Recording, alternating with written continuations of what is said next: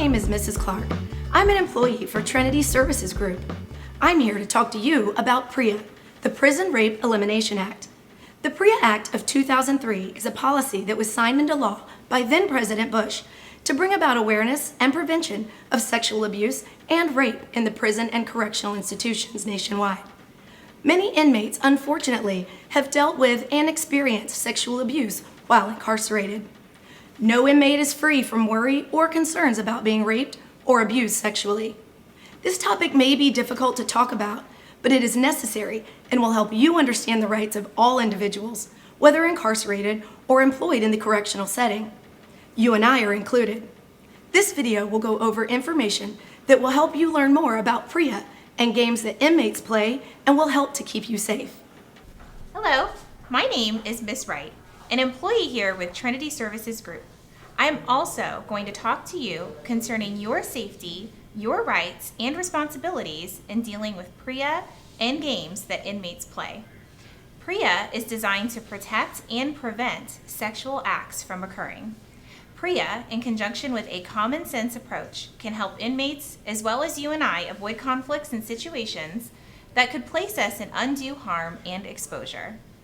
The PREA Act of 2003 calls into place standards of action to detect, prevent, and investigate prison rapes, sexual assaults, and sexual harassment. All team members employed with Trinity Services Group are required to act. PREA is not only a regulated policy, it is a law. I'm Ms. Sanchez, and I work for Trinity Services Group. I would like to relay some more information about PREA. As you've previously been told what PREA is and what it is for, I will give you the three main components that will be highlighted throughout this presentation. First, Trinity Services Group has a zero tolerance for sexual harassment of any kind, i.e. sexual abuse, rape, or assault, in any of the facilities that we work in. No matter if it's inmate against inmate or staff against inmate, in our area, whether it be in our food service spaces or in other areas that we service, like the commissary. Zero tolerance. This means that no form of sexual abuse or harassment is tolerated. Everyone has the right, and it is your responsibility to report any incidents where a PREA violation has occurred. In all of the facilities we service, inmates and staff have the right to report it.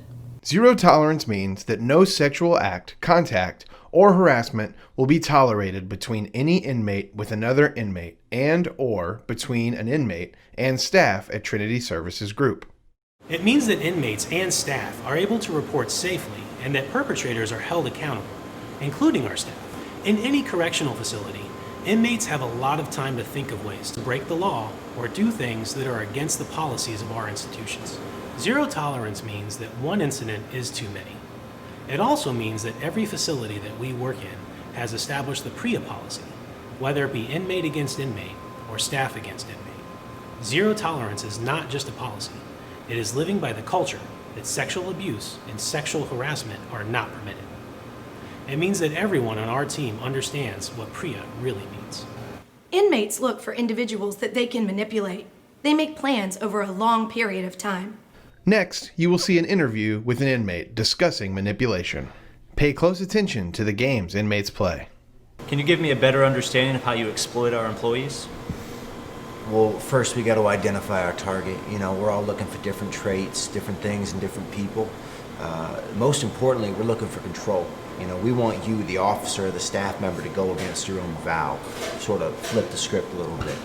I want something from you, and you're going to give it to me, and it's going to be contraband. What is contraband? In a prison, almost anything can be contraband. Even excessive amounts of allowable property, such as postage stamps, count as contraband. Contraband can also be an altered item. Often, it's something that may not seem inherently dangerous, but is still forbidden by policy. Tobacco, heroin, reefer, whatever it might be. Basically, I just got to get close to these people. Kitchen staff, officers, male or female. I get close to them. How do you do that? I'm not just going to walk up to them and say, hey, you want to bring me some cigarettes? No, I got to get close to them. I got to earn their trust. I got to earn their confidence. See, the type of person I'm looking for is one that look like they ain't got the best, okay? Whether it's an officer, an kitchen staff, I love the kitchen, man. They're the easiest. But officers is crazy easy too, all right? I'm looking for an officer who walks into work, dirty shirt on. Really? A dirty shirt? Yeah, see, I observe first. See, a lot of cats might miss this. You see a guy walking into work with a dirty shirt, you're like, all right, well, he just didn't wash his shirt. No, he didn't wash his shirt because he don't got a washing machine at home. He don't got a dryer. He don't got money to go to the laundromat because he's doing something else with his money, which means he needs to make more money. So I say, you bring me a can of tobacco. That's 9 ounces. Now, I'm going to move that for $100 an ounce. That's $900. Off a can that you spent, what, $25 for? That's $875 profit off of 25. So off the first few goes, he see the money's pretty good, so we keep on going. But now I got him, because he's in a situation where if he don't, I got all the power. Just males? Nah, man, female's my favorite. You see, they got all these needs to stay fresh. They got their perfume, they got their lipstick, they got their nail polish, and they bring in all this extra stuff to work. They got their little snacks, they got their chewing gum, they got the candy, lip gloss. So what I'm looking for is the female that nobody's paying attention to. You know, maybe it's because she's not the best looking, maybe her shoes look a little bit run over, maybe she's overweight, you know, all up in her feelings. Either way, nobody's giving her any attention. So I start to get close to her, okay? If a cop walks up to a woman he had been talking to for like 2-3 weeks about nothing at all, and he says, you look nice today. You know, she might be none the wiser. And she's gonna let him get away with that comment instead of saying like, well, you can't talk to an officer that way, or I will not be spoken to in such a fashion. And then I can try something different the next day. Something different? Like what? Oh, like, you smell good today. What kind of perfume is that? I gotta get some of that. Or your hair looks good today. Basically, I'm trying to ask for personal information, you know, like what's your first name? Where are you from? They give that real personal information, and in return, I give them stories. See, I'm breaking down the defense barriers by offering them something that they've been waiting to hear from a man, because that's how they see me, not like an inmate. They see me as a man, caught up in a situation, but still a man. See, women are smarter than men, or so they say. But women are all about their feelings. And so you'll get these kitchen workers, these officers, and they're starting to, you know, anytime they give you real personal information, they want something back, tit for tat.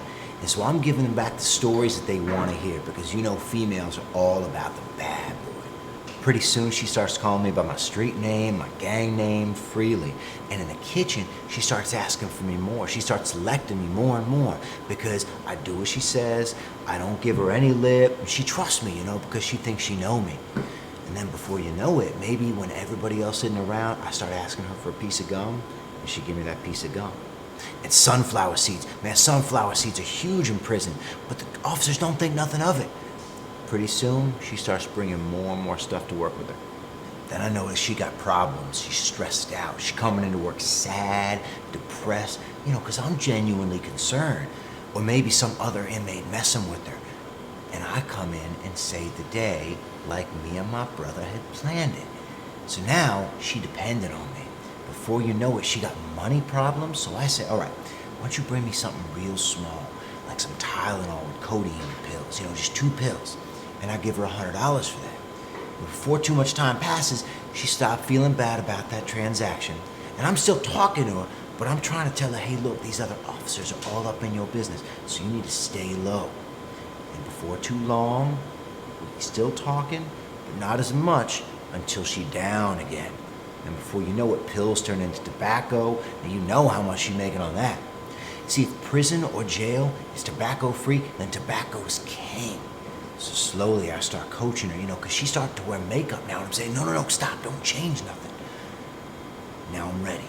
So I tell her to bring me a half a pound of bud, and I'm moving that for $100 a spoon.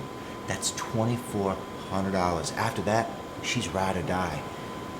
I'm in charge again, and here in the kitchen, we got a lot of places that are blind spots. Again, remember all facilities must have a policy in place to eliminate any incidents and allow for anyone to report incidents and to receive assistance when needed. Up to this point, we have been using a lot of terms like sexual abuse and sexual harassment. Sexual harassment means repeated unwanted sexual advances. Requests for sexual favor could be comments, jokes, gestures, or actions that can be sexually insulting. It could also be degrading or sexual remarks about body parts or sizes and obscene languages or gestures. Sexual harassment is also when a Trinity team member is constantly making comments about someone else, whether it be an inmate or another staff member, about their body or dress that is offensive. Sexual harassment also includes comments or gestures about someone's sexual orientation or their gender identity. If someone makes comments about someone else's sexuality, whether they are homosexual, transgender, etc., and calls that person anything sexually demeaning, that can also be considered sexual harassment. Now, let's talk about sexual abuse. Sexual abuse is any sexual activity that is unwanted or not agreed to. Trinity staff can never agree to sexual activity with an inmate or staff. Sexual abuse is considered to be undesired sexual behavior by one person upon another. This includes penetration of your body parts by anyone else's body parts or objects. Sexual abuse also includes intentional touching, directly or indirectly, of your body parts, even through clothing. We, as Trinity team members, cannot take this lightly. Abuse can be by staff and inmates. Sexual abuse can be forced on someone by tricking or threatening anyone like inmates, staff, vendors, or contractors like Trinity employees. New inmates and staff are especially vulnerable because they do not know the games that inmates play and may get wrapped up in their games. In addition, the law states that at no time can any staff member, including contractors, have sex or be involved in any sexual act or intentions with an inmate. So, anytime an inmate and a staff member engage in sexual activity, it is illegal, whether it is consensual or not. There are some things that you can do as a staff member to be safe and aware. Be aware of situations that can lead to PREA violations. Contraband items and illegal items can be used to set you up for sexual abuse. Be careful about lending or borrowing anything. This can lead to sexual abuse. When you as a staff member do favors, that can lead to sexual abuse. We have covered a lot of information. Here are some key things to remember. At Trinity Services Group, we have a zero tolerance policy on sexual abuse, sexual misconduct, or sexual harassment, especially in the environment, and adhering to PREA standards. Also, TSG as an organization is committed to upholding the highest standard with PREA as a whole. As a TSG employee, you have the right to report any PREA incidents immediately.